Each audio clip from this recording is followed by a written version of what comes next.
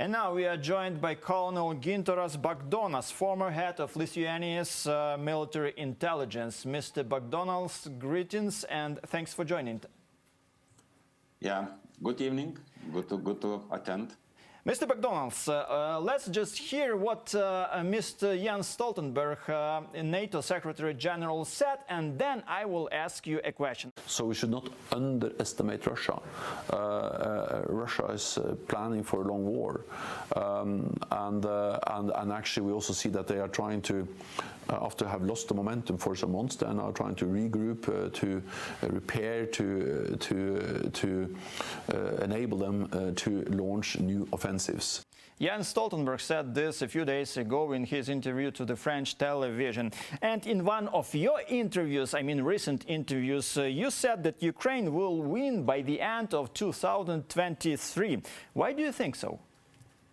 Yeah, I have no doubt about this, that Ukraine will win the war, the victory will be achieved by Ukraine in a military way by the end of next year. Most likely, I should carefully to add, most likely by the end of next year. Well, and I do agree with Mr. Stoltenberg's statement saying that we should not underestimate Russia. Even from former military officer, I can say that it's very, very bad to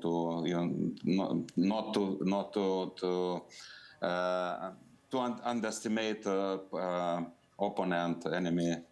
Yeah, but my judgment is based on the first of all on the will to find of Ukrainian nation, of Ukrainian people. Another, of course, Russia is another factor. Russia is exhausted. It's already exhausted. However, there we have to be also careful with our assessment of Russian capabilities. Russia still has a huge reserves. For instance, even in open sources, you can see they have roughly about 10,000 tanks in stocks in reserve. Most likely, 2/3 are rusted, not capable, but even then, from 3 tanks you may produce one capable, one operational tank. So it's a huge force. They have a lot of personnel. The good news that Russian soldiers are basically fighting without any motivation.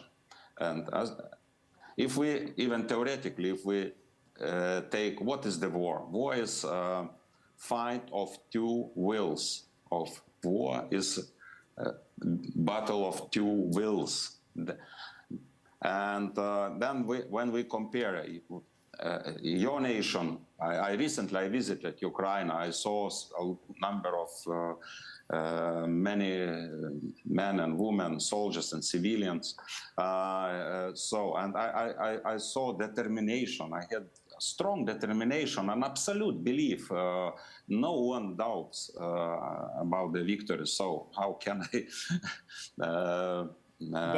But Mr. Bagdonas, have another. Yes, please. Yes, but Mr. Bagdonas, at the same time, the Commander-in-Chief of Ukrainian Armed Forces, Valery Zaluzhny, he warned that there's going to be another offensive, especially to Kyiv, in February and March 2023. Do you believe the Russian army can be able to launch a new offensive? I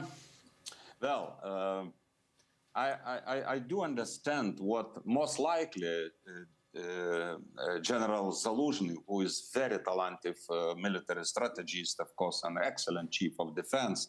But what he said, most likely, I take a liberty to say, he wanted to encourage partner allies to provide with the military support, bigger military support for the victory, but also as good soldier,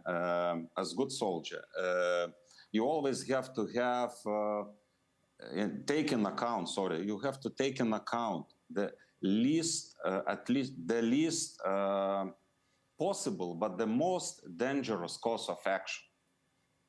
Most dangerous course of action, of course, what has been said by General Zaluzhny. But I don't think that even Russians, they are serious about the objective aim, military aim to take Kyiv or even any other city.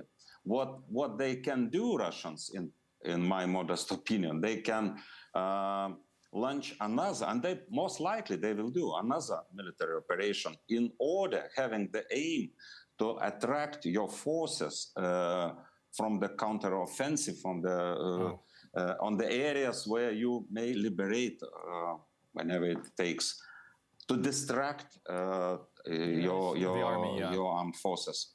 They may do, but assessing the qualitative status of Russian armed forces, I'm very skeptical about Russia. And it's good for us. Mr.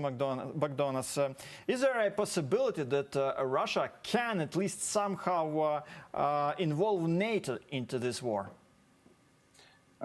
Little possibility. Little possibility. Firstly, do we like or not? But you know, NATO. It's when we talk NATO, we have to think and to speak about the NATO nations. NATO, nothing more than NATO nations. So there is no single NATO, even no single nation within the alliance which would like to be engaged in the war. Mm-hmm. So unless I would put comma, unless the NATO, unless there's red line crossed by Russia. Mm-hmm. For instance, nuclear weapons, tactical usage of nuclear weapons. Then I most likely. Most likely. And what's your modest opinion, as you've just said, are NATO and Western countries helping Ukraine enough to win this war? Today morning I was listening very impressive and strong speech of your president, of true leader, President Zelensky, in the Congress of United States, where he delivered a very, very strong message that Lithuania lives, Ukraine lives, Ukraine fights, but Ukraine also has to win the war. And what we do understand that there's not enough military assistance provided by partners. And you mentioned it just recently, General Zaluzhny's interview to The Economist, where he very clearly stated what he needs. 300, at least 300 or about tanks, 500 or a bit more APCs and artillery systems and so on there.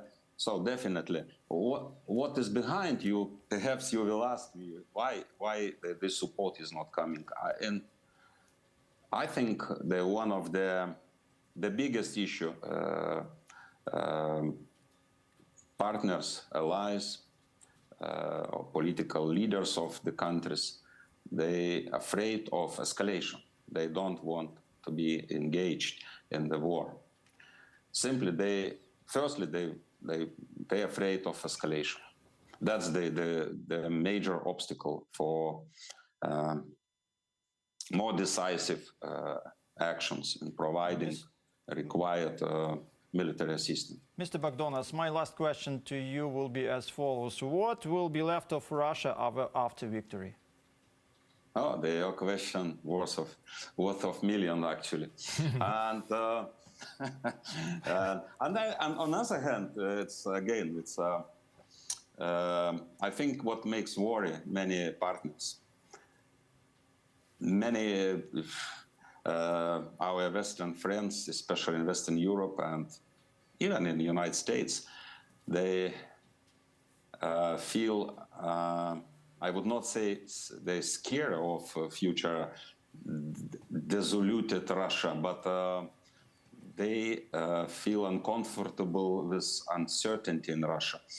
Everything might happen, but what I wish, the ideal course of action, if Russia Federation, if we call it federation, well, if it loses the seat in Security Council, then of course somehow Russia has to be de-armed of its military, of its nuclear weapons. Yeah, and of course Russia has to be forced to leave all illegally occupied all its troops from, of course, firstly Ukraine, but not only, and Georgia and Moldova and the gangs of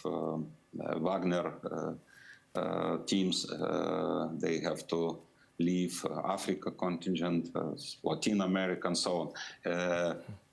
The issue is the broader Western countries have to come with a strategy how to contain Russia after the victory of Ukraine. Otherwise, it is just a matter of time when it will recover and it become even more aggressive. Thank you very much, Colonel. This was Gintaras Bagdonas, former head of Lithuania's military intelligence. Thank you very much for your insights. Thanks for watching our YouTube channel. Latest news, trends, and analytics on all about Ukraine. Like, share, and subscribe. Any questions, proposals, and comments, contact us via email.